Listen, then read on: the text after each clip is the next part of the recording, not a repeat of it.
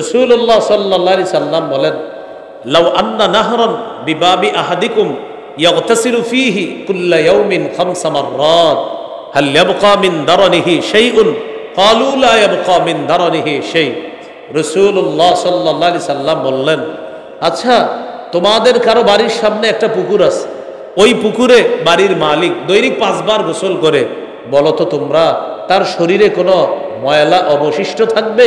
সাহাবীরা বললেন, কোন ব্যক্তি দৈনিক 5 বার গোসল করলে তার শরীরে ময়লা থাকবে না। রাসূলুল্লাহ সাল্লাল্লাহু আলাইহি সাল্লাম বলেন, ফাযালিকা মিসলুস সালাওয়াতিল খামস ইয়ামহুল্লাহু বিহিন্নাল খাতায়া। 5 বার গোসল করলে যেমন ময়লা থাকবে না, 5 ওয়াক্ত নামাজ পড়লে আল্লাহ তার বাহ্যিক আভ্যন্তরীণ গুনাহগুলা ধুয়ে মুছে সাফ করে দিবে। এই জন্য 5 ওয়াক্ত সালাত আদায় করা, বিশেষ করে ফজরের নামাজের মাধ্যমে আমরা আমাদের দিনটা শুরু করার চেষ্টা করব ইনশাআল্লাহ। রাসূলুল্লাহ সাল্লাল্লাহু আলাইহি সাল্লাম বলেন, মান সাল্লা সুবহা, যে ব্যক্তি ফজরের নামাজ পড়ে, অফি রিওয়ায়া মান সাল্লাল গাদাতা ফাহুয়া ফি জিম্মাতিল্লাহ, কেউ যদি ফজর পড়ে ওই ব্যক্তি আল্লাহর জিম্মায় চলে যায়, আল্লাহর নিয়ন্ত্রণে চলে যায়, ওই ব্যক্তিকে মারা নিষেধ। এই জন্য আগেকার মুসলিম জালেম বাদশা যারা, মানে মুসলমান কিন্তু জালেম বাদশা, এই জালেম বাদশা কাউকে আঘাত করার সময় যদি ওই ব্যক্তি বলতো, বাদশা আমারে মাইরেন না, আমি ফজর পড়ছি। তুমি ফজর পড়ছো? হ্যাঁ, আচ্ছা আচ্ছা যাও, ঠিক আছে, তোমাকে ছেড়ে দিলাম। হাজ্জাজ বিন ইউসুফের এক গভর্নর এক ব্যক্তিকে শাস্তি দিবে, শাস্তি দেওয়ার সময় ব্যক্তি বলতেছে, গভর্নর সাহেব আমি কিন্তু ফজর পড়ছি। নবীজি বলছে হাদিসের মধ্যে যে ফজর পড়ে সে আল্লাহর জিম্মায় থাকে, আমি আমার রবের জিম্মায় ঢুকে গেছি, আপনি আমাকে মারবেন? সাথে সাথে তার ভিতরে ভয় কাজ করছে, নবীর হাদিস শোনাইছে, ছেড়ে দিছে। হাজ্জাজ বিন ইউসুফ বললেন, তার তো কল্লা কাটার কথা, তোমার তার কল্লা কেন কাটলা না, তাকে কেন হত্যা করলা না? বলতেছে বাদশাহ, হাজ্জাজ বিন ইউসুফকে বললেন, ওই ব্যক্তি ফজরের নামাজ পড়ছে, হাদিসে আসছে যে ফজর পড়ে সে আল্লাহর জিম্মায় চলে যায়, এই জন্য আমার হাত তার উপর চলে না, কারণ লোকটা ফজর পড়ছে। আলি ইব্রাহিম ইন্নাকা হামিদুম মাজিদ আল্লাহুম্মা বারিক আলা মুহাম্মাদিন ওয়া আলা আলি মুহাম্মাদ কামা বারাকতা আলা ইব্রাহিম ওয়া আলা আলি ইব্রাহিম ইন্নাকা হামিদুম মাজিদ। দারুল উলুম মাদ্রাসা ও মসজিদের উদ্যোগে আয়োজিত ইসলাহি মহাসম্মেলন, সভাপতি আল্লামা আব্দুল হক সাহেব, শেখুল হাদিস জামিয়া ফয়জুর রহমান রহমতুল্লাহ আলাই, বড় মসজিদ ময়মনসিংহ, সহসভাপতি হজরত মাওলানা মুফতি ওলিউল্লাহ কাসিমি দামাত বরকাতুহু, শেখুল হাদিস জামিয়াতুস সুন্নাহ, পরিচালক অত্র মাদ্রাসা, মুফতি ইলিয়াস হাসান, ইমাম শাহজালাল হল, ইউনিভার্সিটি ময়মনসিংহ, মুফতি জহিরুল ইসলাম, ইমাম অত্র মসজিদ, আরজগুজার নাসিমুজ্জামান উজ্জ্বল, সহসভাপতি অত্র মাদ্রাসা মসজিদ, শরীফুজ্জামান সম্রাট, সাধারণ সম্পাদক মাদ্রাসা মসজিদ, উপস্থিত মুসলমান ভাইয়েরা, আল্লাহ তাআলার দরবারে শুকরিয়া আদায় করছি, আল্লাহ আমাদেরকে এখানে উপস্থিত হওয়ার তৌফিক দান করেছেন, বলি আলহামদুলিল্লাহ।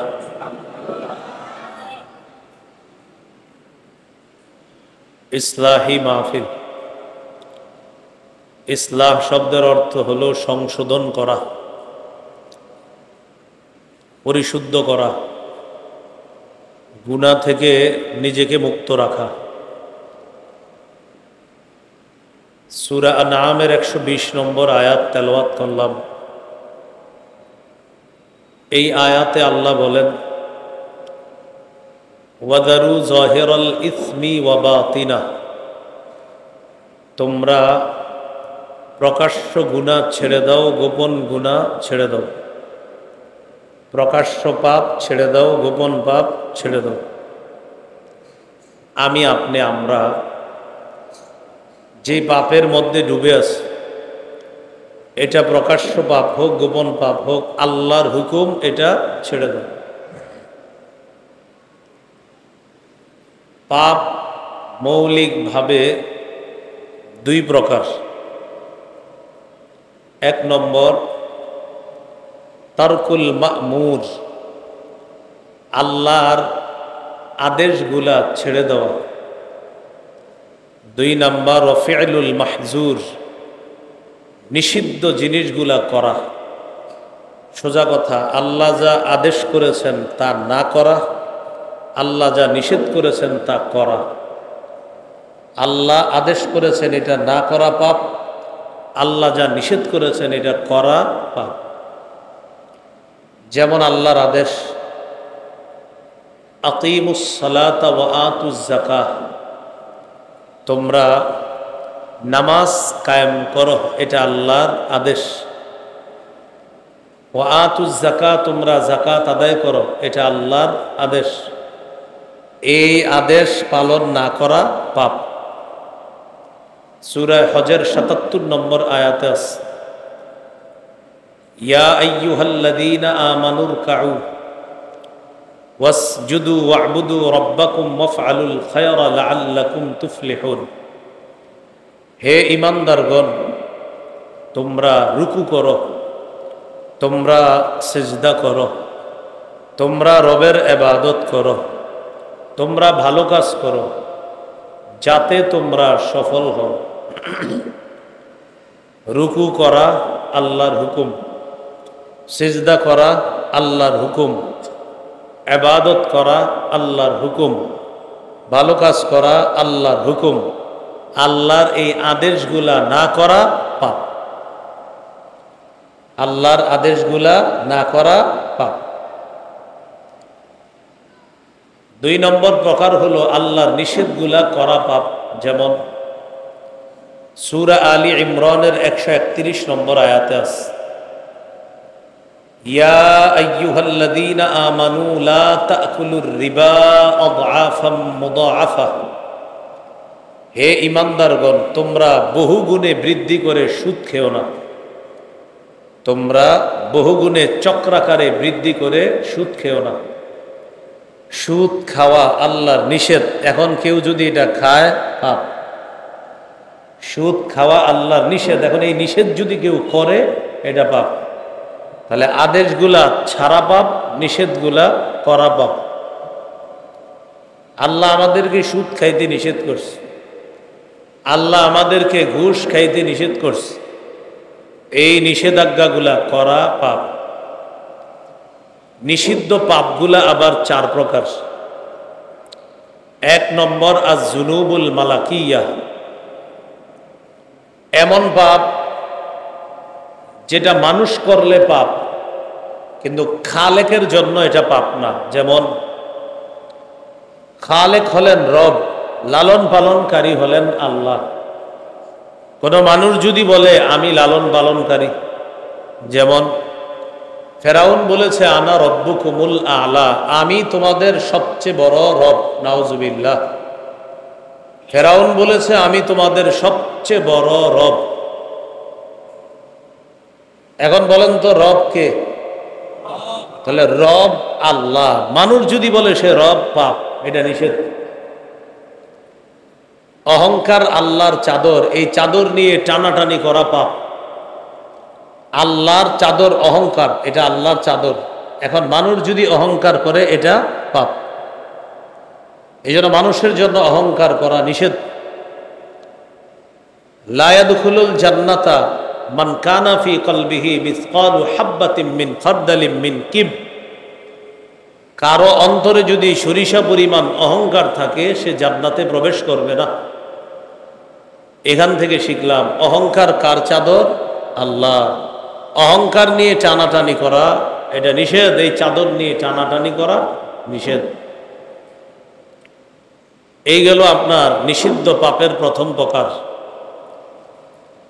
দ্বিতীয় প্রকার আয-যুনুবুশ শাইতানিয়া, শয়তানের সাথে সম্পৃক্ত কিছু বিষয় যেগুলো শয়তানে করলে শয়তানি, কিন্তু এটা যদি মানুষ করে এটা মানুষের জন্য পাপ। ইবলিসের সব কাজই তো পাপ। যেমন হিংসা করা, এটা শয়তানের কাজ। সর্বপ্রথম হিংসা করেছে যে, সে হলো শয়তান।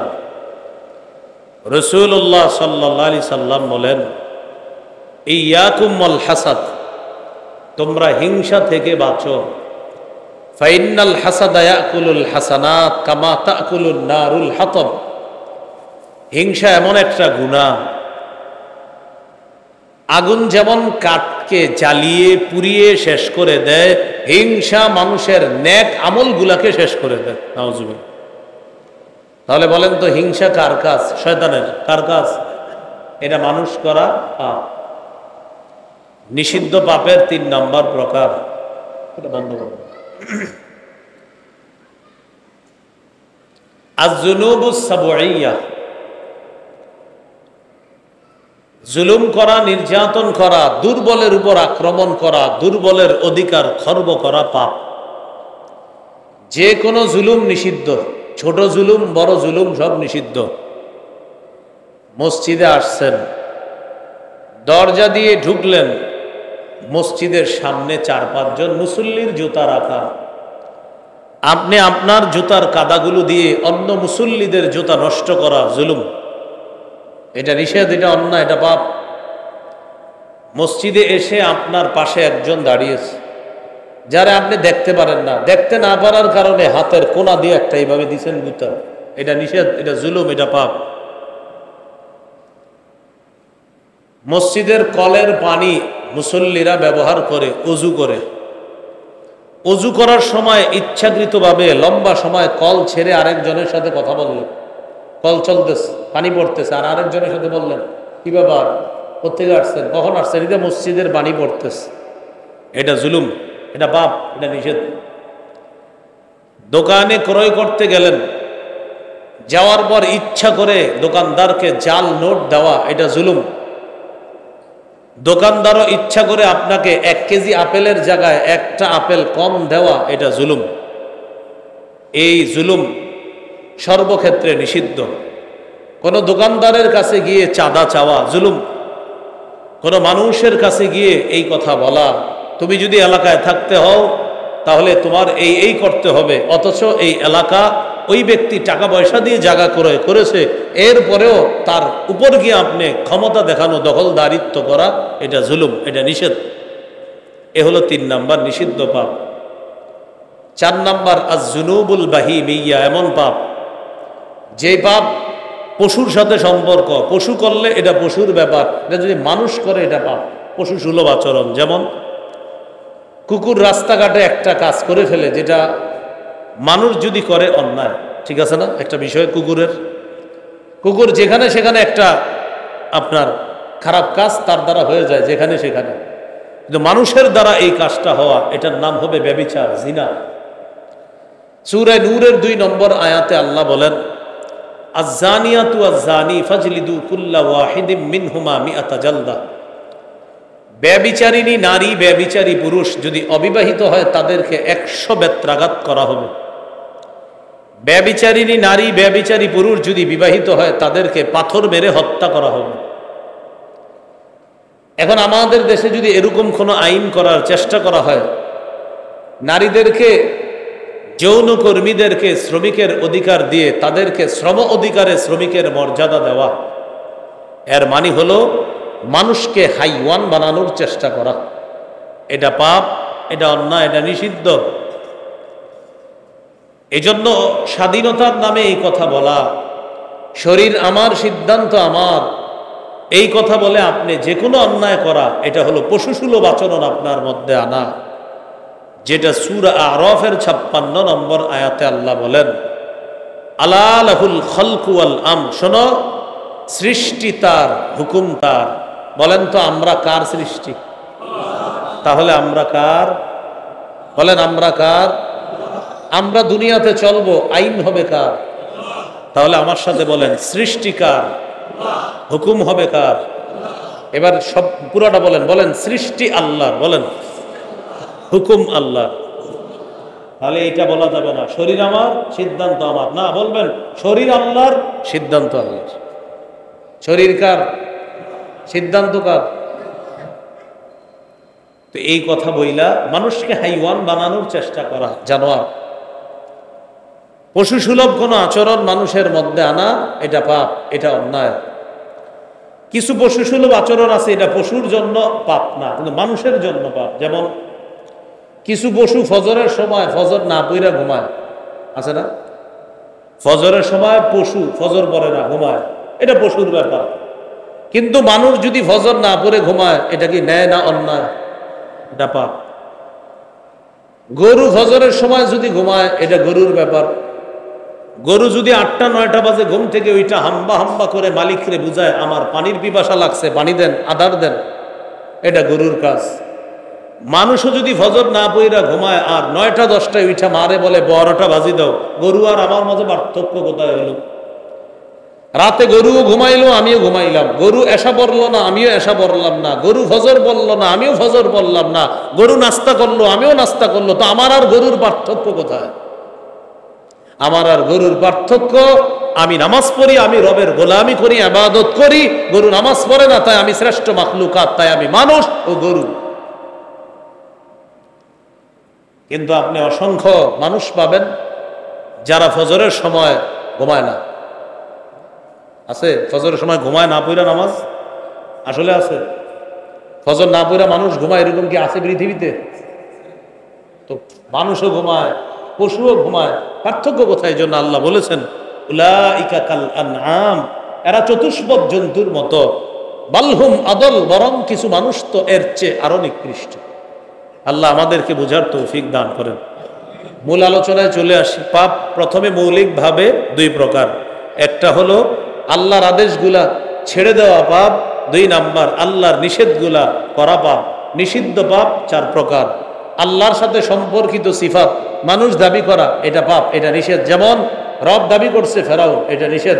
অহংকার আল্লাহর চাদর, এটা মানুষ করা নিষেধ। 2 নাম্বার শয়তানের সাথে সম্পর্কিত পাপ, যেমন হিংসা করা, এটা শয়তানের কাজ, মানুষ এটা করা মানুষের জন্য পাপ। 3 নাম্বার দখলদারি, জুলুম, নির্যাতন করা পাপ। 4 নাম্বার পশু সুলভ কোনো আচরণ মানুষের মধ্যে আনা, এটা পাপ, এগুলা নিষিদ্ধ। আল্লাহ আমাদেরকে এই পাপ বর্জন করার তৌফিক দান করেন। ছোট বড় হিসাবে পাপ 2 প্রকার, এটা আরেকটা আলোচনা। ছোট বড় হিসাবে পাপ কয় প্রকার? একটা কাবীরা আর একটা সগীরা, যেটা ছোটবেলা থেকে শিখছি আমরা, কবিরা গুনাহ, সগীরা গুনাহ।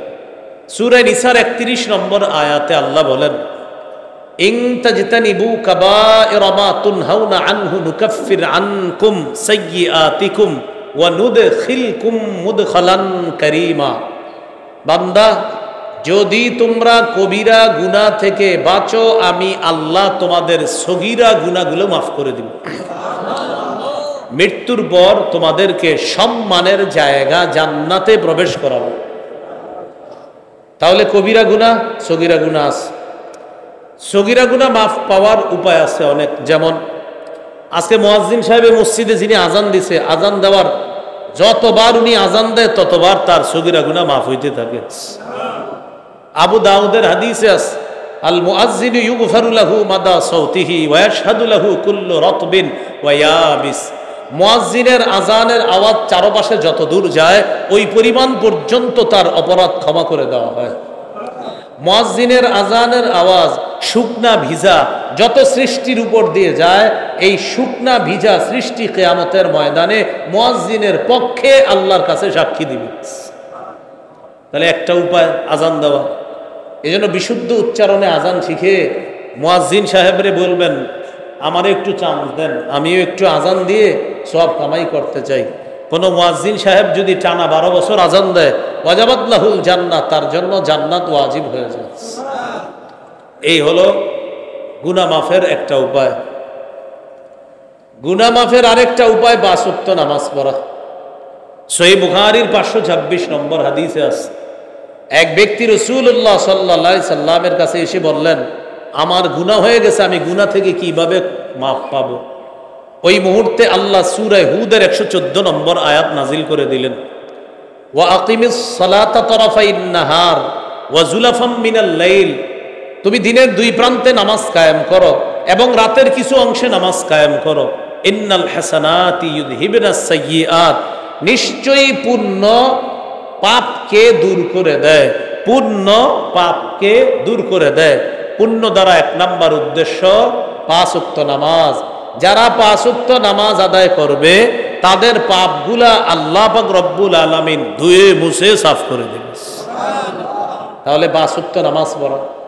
এই জন্য হাদিসে আছে রাসূলুল্লাহ সাল্লাল্লাহু আলাইহি সাল্লাম বলেন, লাউ আন্না নাহরান বিবাবি আহাদিকুম ইয়াগতাসিলু ফীহি কুল্লা ইয়াউমিন 5 মাররাত হাল ইয়াবকা মিন দারনিহি শাইউন ক্বালু লা ইয়াবকা মিন দারনিহি শাই। রাসূলুল্লাহ সাল্লাল্লাহু আলাইহি সাল্লাম বললেন, আচ্ছা তোমাদের কারো বাড়ির সামনে একটা পুকুর আছে, ওই পুকুরে বাড়ির মালিক দৈনিক 5 বার গোসল করে, বলো তো তোমরা তার শরীরে কোনো ময়লা অবশিষ্ট থাকবে? সাহাবীরা বললেন, কোনো ব্যক্তি দৈনিক 5 বার গোসল করলে তার শরীরে ময়লা থাকবে না। রাসূলুল্লাহ সাল্লাল্লাহু আলাইহি সাল্লাম বলেন, ফাযালিকা মিসলুস সালাওয়াতিল খামস ইয়ামহুল্লাহু বিহিন্নাল খাতায়া। 5 বার গোসল করলে যেমন ময়লা থাকবে না, 5 ওয়াক্ত নামাজ পড়লে আল্লাহ তার বাহ্যিক আভ্যন্তরীণ গুনাহগুলা ধুয়ে মুছে সাফ করে দিবে। এই জন্য 5 ওয়াক্ত সালাত আদায় করা, বিশেষ করে ফজরের নামাজের মাধ্যমে আমরা আমাদের দিনটা শুরু করার চেষ্টা করব ইনশাআল্লাহ। রাসূলুল্লাহ সাল্লাল্লাহু আলাইহি সাল্লাম বলেন, মান সাল্লা সুবহা, যে ব্যক্তি ফজরের নামাজ পড়ে, অফি রিওয়ায়া মান সাল্লাল গাদাতা ফাহুয়া ফি জিম্মাতিল্লাহ, কেউ যদি ফজর পড়ে ওই ব্যক্তি আল্লাহর জিম্মায় চলে যায়, আল্লাহর নিয়ন্ত্রণে চলে যায়, ওই ব্যক্তিকে মারা নিষেধ। এই জন্য আগেকার মুসলিম জালেম বাদশা যারা, মানে মুসলমান কিন্তু জালেম বাদশা, এই জালেম বাদশা কাউকে আঘাত করার সময় যদি ওই ব্যক্তি বলতো, বাদশা আমারে মাইরেন না, আমি ফজর পড়ছি। তুমি ফজর পড়ছো? হ্যাঁ, আচ্ছা আচ্ছা যাও, ঠিক আছে, তোমাকে ছেড়ে দিলাম। হাজ্জাজ বিন ইউসুফের এক গভর্নর এক ব্যক্তিকে শাস্তি দিবে। শাস্তি দেওয়ার সময় ব্যক্তি বলতেছে, গভর্নর সাহেব আমি কিন্তু ফজর পড়ছি। নবীজি বলছে হাদিসের মধ্যে যে ফজর পড়ে সে আল্লাহর জিম্মায় থাকে, আমি আমার রবের জিম্মায় ঢুকে গেছি, আপনি আমাকে মারবেন? সাথে সাথে তার ভিতরে ভয় কাজ করছে, নবীর হাদিস শোনাইছে, ছেড়ে দিছে। হাজ্জাজ বিন ইউসুফ বললেন, তার তো কল্লা কাটার কথা, তোমার তার কল্লা কেন কাটলা না? তাকে কেন হত্যা করলা না? বলতেছে বাদশাহ হাজ্জাজ বিন ইউসুফকে বললেন, ওই ব্যক্তি ফজরের নামাজ পড়ছে, হাদিসে আসছে যে ফজর পড়ে সে আল্লাহর জিম্মায় চলে যায়, এই জন্য আমার হাত তার উপর চলে না, কারণ লোকটা ফজর পড়ছে। লোকটা ফজর পড়ছে, চিন্তা করেন।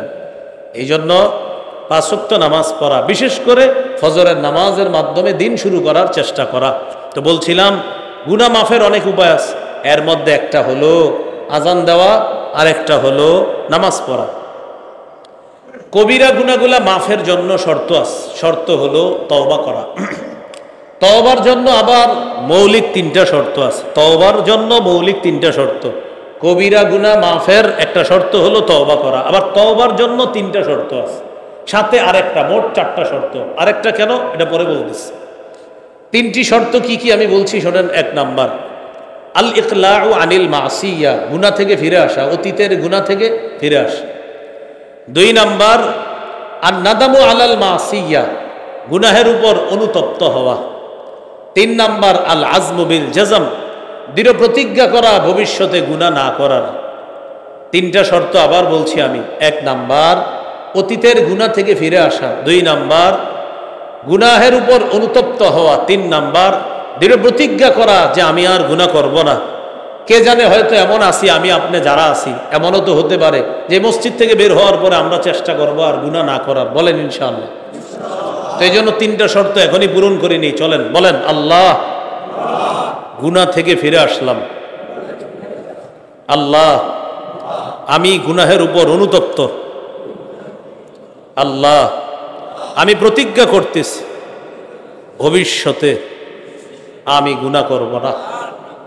এই 3টা শর্ত পাওয়া গেছে। তো এই 3 শর্তে আল্লাহর সাথে সম্পর্ক যে হকগুলা আছে, মানে আল্লাহর হক, আল্লাহর হকের গুনাহগুলা আল্লাহ মাফ করবে। রয়ে গেল বান্দার হক, এটা 4র্থ শর্ত। বান্দার হক মাফের জন্য শর্ত হলো বান্দার কাছে গিয়ে আপনি ক্ষমা চাওয়া। এক ব্যক্তি আপনার কাছে 5,000 টাকা পাওয়া, তাকে এই টাকাটা পরিশোধ করে দেওয়া। আপনি দিতে পারতেছেন না, গিয়ে বলা অন্তত ভাইজান আমি আপনার 5,000 টাকা দেওয়ার এতদিন নিয়ত ছিল না, কিন্তু আমার বুঝ আসছে যে আসলে আপনার হকটা আদায় করতে হবে, আমি কিন্তু আদায় করব, বাকি আমার এই মুহূর্তে একটু অবস্থা খারাপ, যখনই 5,000 টাকা আমার মালিকানায় আসবে আমি আপনাকে দিয়ে দিব। তৃতীয় আরেকটা কথা বলবেন, ভাই যেহেতু আমার বুঝ আসছে, কোনোদিন যদি আমি টাকাটা দিতে না পারি, মানে আমার টাকা হইলেই দিয়ে দিব, কিন্তু যদি আমি ব্যবস্থা করার আগে মারা যাই আপনি আমারে মাফ করে দিয়েন। এটা তাকে বলা যে আমি টাকাটা ব্যবস্থা করার আগে আমি যদি মারা যাই আপনার পায়ে পড়ে আপনি আমারে মাফ করে দিন। এইভাবে বান্দার হকটা আপনি মওকুফ করার চেষ্টা করবেন। বান্দার হক কিন্তু আল্লাহ মাফ করবে না যতক্ষণ বান্দা মাফ না করে। এই জন্য প্রিয় ভাইয়ারা, ভূমিদস্যু আছে অনেক, ভূমিদস্যু মানে জমি জামা আপনার আত্মসাৎ করা। মাশাআল্লাহ, এই অঞ্চলগুলো দেখলে বোঝা যাচ্ছে দিন দিন উন্নত হচ্ছে, এখন শহর উপশহরের মতো হয়ে গেছে। তো যেই এলাকা উন্নত হয় ওই এলাকায় ভূমিদস্যু বেড়ে যায়। এক বিগত পরিমাণ কারো সম্পদ যদি কেউ আত্মসাৎ করে, কিয়ামতের ময়দানে আল্লাহ তার গলায় 7 তবক জমিন ঝুলাইয়া দিবে, নাও তোমার এত জমি খাওয়ার শখ, নাও খাও, খাইতে থাকো। কয় বিগত? 1 বিগত মাত্র। তো মানুষ কি 1 বিগত আত্মসাৎ করে বলেন, নাকি আরো বেশি? তো 1 বিগতে যদি এই অবস্থা হয়, 1 বিঘা জমিনের যদি মাত্র 1 বিগত, 1 বিঘা না কিন্তু আবার এই যে একটু এটা 1 বিঘা না, এতটুকু। তো এতটুকু যদি কেউ আত্মসাৎ করে অবস্থা হলে, যারা আপনার গন্ডা কাটার পর কাটা শতকের পর শতক আত্মসাৎ করতেছে তাদের কি অবস্থা হবে? নিঃসন্দেহে এটা অন্যায়, অন্যের হক। এই হক কিন্তু ক্ষমা চেয়ে নিতে হবে। কেউ কারো জমি আত্মসাৎ করে আর উনি 36 বার হজ করছে, হজ যদি 36 না 36 দুগুণে 72 বার হজ করে, ওই ব্যক্তির জমি যতদিন ফেরত না দিবে ততদিন আল্লাহ তাকে মাফ করবে না। আল্লাহ তাকে মাফ করবে না, তাকে ক্ষমা করবে না। ক্ষমার শর্ত তার হকটি আদায় করতে হবে। এই কথা মনে রাখা। চলেন মূল আলোচনায় চলে যায়। আবার গুনাহ মৌলিকভাবে আমরা শিখছি 2 প্রকার। আল্লাহর আদেশ ছাড়া এটা গুনাহ, আল্লাহ নিষেধ করা গুনাহ। পরে নিষিদ্ধ গুনাহ শিখছি 4 প্রকার। এরপরে শিখলাম বড় গুনাহ, ছোট গুনাহ। এইগুলা মাফের উপায় হলো আজান দেওয়া, মাফের উপায় হলো নামাজ পড়া, মাফের উপায় হলো তওবা করা। আরো কিছু উপায় আছে, করেন আমার সাথে। সুবহানাল্লাহি ওয়া বিহামদিহি, সুবহানাল্লাহি ওয়া বিহামদিহি, সুবহানাল্লাহি ওয়া বিহামদিহি। এটা দৈনিক 100 বার। কয়বার? এটা দৈনিক 100 বার। সহিহ বুখারীর বর্ণনা 6405 নম্বর হাদিস। কেউ যদি দৈনিক 100 বার পড়ে সুবহানাল্লাহি ওয়া বিহামদিহি হুত্তাত খাতায়াহু ওয়া ইন কানাত মিথলা জাবাদিল বাহরি, সমুদ্রের ফেনা পরিমাণ গুনাহ আল্লাহ মাফ করে দিবেন। আমলটা করা যাবে না ইনশাআল্লাহ। মসজিদে আসছেন, বসে রয়েছেন, এশার নামাজের বাকি আছে এখনো 20 মিনিট। তো আপনি মনে করেন সুন্নত পড়ছেন 4 রাকাত, কথার কথা এশার আগের সুন্নত, ওয়াজিব না, নফল সুন্নত পড়লেন, আপনি নফল ভাবেই 4 রাকাত পড়লেন। তো এটা বললে সওয়াব আছে, না বললে কি নাই, কোনো গুনাহ নেই। 4 রাকাত পড়ে আপনি বসে রয়েছেন, এখনো 15 মিনিট বাকি নামাজের। তো আপনার যেহেতু বাকি আছে একটু কোরআন নেন, কোরআন নিয়ে কিছুক্ষণ পড়েন। এখন কোরআন পড়া শেষ, আপনি দেখলেন আরো 5 মিনিট আছে, সুবহানাল্লাহি ওয়া বিহামদিহি এটা 100 বার পড়েন। আরেকজনের সাথে আলোচনা করে না। মানুষের সমস্যা কি জানেন? ওই মসজিদগুলোতে আইসা দেখে 10 মিনিট বাকি, দেখবেন আপনি আইসা বসছেন, এই যখন নাকি 10 মিনিট বাকি, মোটামুটি কিছু মানুষের সুন্নত পড়া শেষ, তখন দেখবেন গুনগুন করে একটা আওয়াজ শুরু হবে। হ্যাঁ, কে বলছে, অমুকে বলছে, তোমাকে আস্তে আস্তে পুরো মসজিদে আওয়াজ বাইরে যাইতেছে। এর মানে সবাই কথা বলা শুরু করে দিচ্ছে। মসজিদে আসলে যত সব কথা মনে পড়ে, মসজিদে আসলে মনে পড়ে ছোট মায়ের বিয়ে হয়েছিল, এখনো হয়নি। হ্যাঁ, সারাদিন ঘুরে বাহিরে, একবারও জিগায় না ছোট মায়ের বিয়ে হয়েছিল, এখানে এসে আর মনে পড়ছে। জমি জামার কি অবস্থা, সারাদিন বাহিরে ঘুরে, একবারও মনে পড়ে না। মসজিদে এসে বলে জমিটা কি, আর কোনো সমস্যা হয় নাই তো, তো সব ঠিকঠাক আসলো, কেন আমনের কি কথাগুলো বাইরে মনে বললো না? এইখানে আইসা যত সব উদ্ভট টাইপের কথাবার্তাগুলা মসজিদে আইসা মনে। এই জন্য আপনারা আজকে থেকে পরীক্ষা করবেন, মসজিদে আসার পর দেখবেন যত এমন কথা মনে পড়ে যেগুলো বাহিরে কোনোদিনও মনে পড়ে না, মসজিদে আসলে ইবলিস মনে করায় দেয়। এখন থেকে প্রিয় ভাইয়ারা, মসজিদে আসলে 3 কাজের নিয়তে আসবেন। হয়তো জিকির করবেন, না হয় তেলাওয়াত করবেন, না হয় নামাজ পড়বেন। বলেন কয় কাজ মসজিদে? হয়তো জিকির, নয়তো তেলাওয়াত, নয়তো নামাজ। নামাজের জন্যই তো আসি। তো যেহেতু ফরজ পড়ার জন্য আসি, আসার পর আমাদের লম্বা সময় থাকে। তো এই লম্বা সময়টা আমরা কাজে লাগাবো কিভাবে? হয়তো আমি নামাজ পড়বো, সুন্নত নফল নামাজ পড়বো, হয়তো আমি তেলাওয়াত করব, নয়তো আমি জিকির করব। বাস এই 3 কাজ ছাড়া আমি মসজিদে অন্য কোনো অপ্রয়োজনীয় কাজ করব না। বলেন ইনশাআল্লাহ। প্রিয় ভাইয়েরা, বলেন তো মসজিদে কয় কাজ? কি কি? জিকির, তেলাওয়াত, নামাজ। জিকির, তেলাওয়াত, নামাজ। বলেন জিকির, তেলাওয়াত। আল্লাহ আমাদেরকে কথাগুলো মনে রাখার তৌফিক দান করেন। দুইজনে এসে বসছেন, পাশের জন কথা বলতে চায়, মানে অনেক দুনিয়াবি কথা এসে আপনি বলবেন ভাই জিকির করুন, তো অনেকক্ষণ জিকির করার পরে বলবে ভাই একটু শোনেন না, একটু কথা আছে, বলবেন তেলাওয়াত করুন। আবার বলবেন নামাজ পড়ুন। তো আপনারা বলবে কি ভাই একটু কথা ছিল, মসজিদে বাইরে বললেন কথা। তখন যদি দেখেন না সে মসজিদ থেকে বের হয়ে বলতে চায় না, বুঝবেন ইবলিস খুঁজাইতেছে, এই নিয়ে বলতে হইবে না, বাইরে যান। হ্যাঁ, এরপরেও আছে প্রয়োজনীয় কথা মসজিদে বলা জায়েজ আছে। প্রয়োজনীয় কথা যেটা না বললেই নয় সেটা জায়েজ আছে। বলতে চাইলাম, বুঝাইতে চাইলাম, মানে যেটা মসজিদে না বললে কোনো সমস্যা নেই, কেন আপনি এটা মসজিদে বলতে হবে? ওই যে বললাম মেয়ের বিয়ে শাদী ইত্যাদি, এগুলো তো আমরা বাহিরেও আলোচনা করতে পারি, রাস্তাঘাটে হাঁটতেছি আলোচনা। হ্যাঁ, মেয়ের বিয়ে শাদী ইমাম সাহেব একটা মুসল্লির সাথে কথা বলতে পারে। ইমাম সাহেব শুধু মসজিদের ইমাম না, ইমাম পুরা এলাকার ইমাম। উনি এলাকাবাসীর সমস্ত খবর রাখবে, এলাকার মানুষের সুখ অসুবিধা সুবিধা এই খবর ইমাম সাহেব রাখে। এটা ইমাম সাহেবের দায়িত্ব কর্তব্য। কারণ একটা মানুষ হঠাৎ মসজিদে আসে না, ইমাম সাহেব খোঁজ নিতে হবে, আরে উনি ইদানিং মসজিদে কেন আসে না। একটা মুসল্লি হঠাৎ 2 দিন মসজিদে আসে না, ইমাম সাহেবের দায়িত্ব খোঁজ নেওয়া যে তিনি কেন আসে না। হুজুর অসুস্থ, লোকটার পেটে সমস্যা, ইমাম সাহেব তারা দেখতে যাবে, তার খোঁজ খবর নিবে। ইমাম নেতা, উনি শুধু মসজিদের নেতা না, গোটা এলাকার নেতা। আল্লাহ আমাদেরকে কথাগুলো বুঝার তৌফিক দান করেন।